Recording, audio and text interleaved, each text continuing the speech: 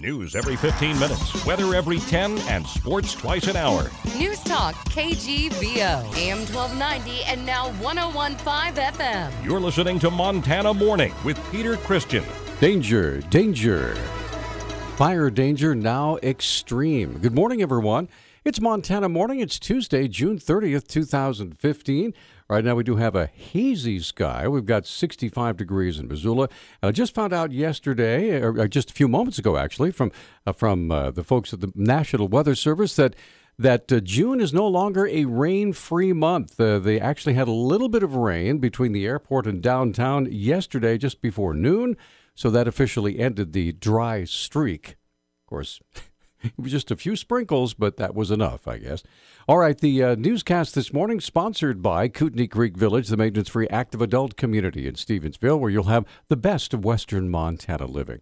Our top story this morning, by the way, it's 65 degrees. Missoula County's been moved into an extreme fire danger situation. That happened yesterday. Public Relations Officer with the DNRC, Jordan Copen, explained the sudden increase in fire danger. We have live fuels and dead fuels. Our dead fuels are carrying out under extreme circumstances here. They have no moisture content in them, and then our live fuels are starting to dry out to a point that, once ignited, they go up in flames so easily. Copen said there are currently no restrictions as of yet, but there are safety precautions that must be aware of with the 4th of July around the corner. And we're just urging the public, check your trailers, make sure your tires are properly inflated, and check the rims. We just don't want any sparks to cause any fires too, because right now things are so cured out. The other thing is fireworks. A red flag warning for us with fireworks. We don't want anything to happen with fireworks causing any part of grasses or the trees or anything to catch fire. For more information, you can visit MCFPA, that's Missoula County Fire Protection Association.org. Speaking of fire, first responders from the Forest Service, DNRC, and Frenchtown Fire were called up about 7:30 yesterday morning after a homeowner in the Lackman Loop area reported hearing an explosion and seeing a fire start in the woods near his home.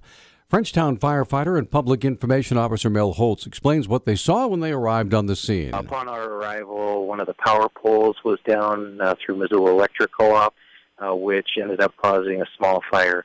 We did get that to a tenth of an acre. We did get that controlled and contained. There were no structures threatened. Our crews were on scene fairly quickly, and they were able to get wetline around that. We couldn't get to parts of it because we had live wires down in the area. Holtz said the electrical pole appeared to be what caused the problem. It appears like the base of the power pole may have been rotten.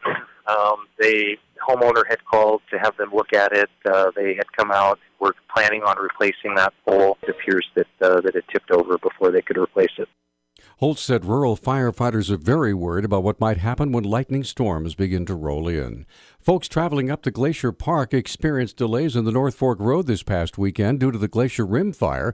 Public Information Officer Sonia Hartman has more. We're currently at 80 acres, 25% contained. We're getting pretty high humidity today, and we're feeling like we're making pretty good work today with the weather conditions giving us an in. This fire hasn't spread quickly. It was first started on June 27th, so all those days we haven't had large acreage on this fire.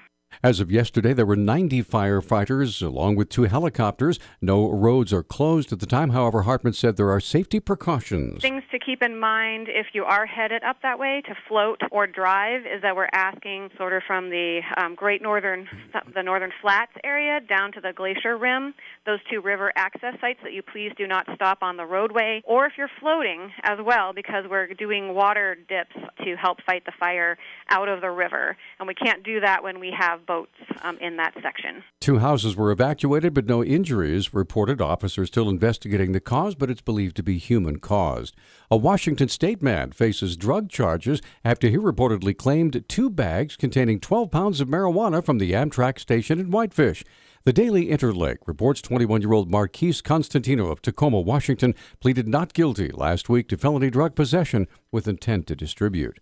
A 73-year-old Butte man has been sentenced to 25 years in prison for killing a fellow resident at a senior living facility by slashing the man's throat with a butcher knife. The Montana Standard newspaper reports John Edward Grubbs was sentenced yesterday. Montana Attorney General Tim Fox signed onto a lawsuit against the EPA and the Army Corps of Engineers yesterday. Fox says the two bureaucracies are attempting to expand federal powers through the Clean Water Act by redefining navigable waters to a new definition that would include everything from prairie potholes to dry irrigation ditches. Every liberty-loving property owner should be concerned about this power grab by the EPA and the Corps of Engineers. It literally will affect everybody in the country in one way, either directly or indirectly. This particular rule has probably generated more opposition and criticism than any other rule that I've seen.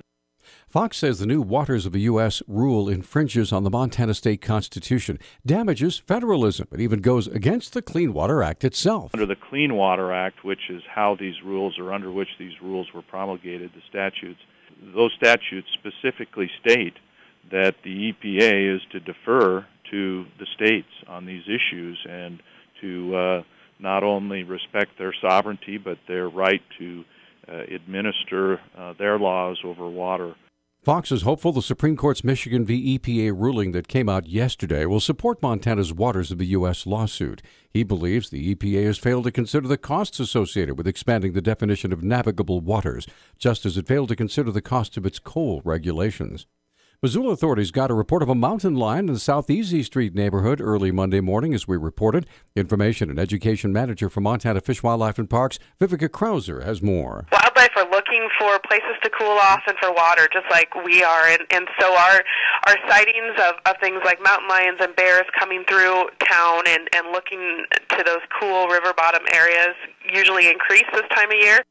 Krauser said to be aware that predators are going to be in those areas before you plan your walk or hike, and most importantly, don't go alone.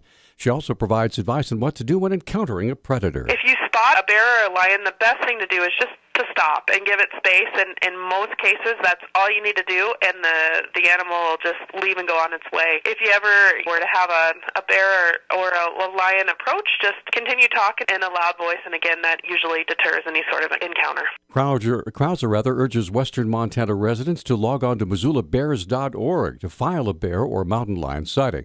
Or if the predator's hanging around a residence or school or is posing a danger, call 1-800-TIP-MONT for a more immediate response.